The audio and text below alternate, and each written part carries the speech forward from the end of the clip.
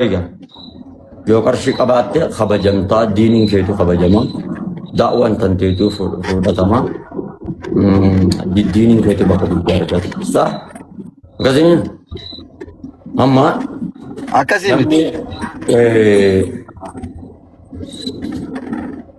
Adama fakkeenyaaf uummanni Oromoo miiliyoonni 60 kasi kabajju gizee ati kitaaba nama barsiistu, gizee ati Quraana nama qaraasistu, gizee ati waan gaarii daladdu san malee gizee ati teetteetiin ijoollee waliin sadaqaa kadhattu kanaa miti.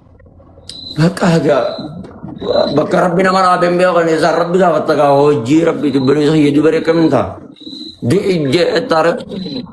No dhugaadha jireenya anama geemii maa taphatta siin jedhu ani geemii taphatuun mirga kan keetii miidiyaa irratti dhuftee waa hojjetuun taphatuun rakkoon qabu garuu fakkeenya sadarkaa nama kana dura Quraana nama qaraasisu ta'anii ijoollee waliin asumarratti akka argan ta'uun ammoo uummata kaleessa rabbiin cha'u jedhe waliin hin ta'u.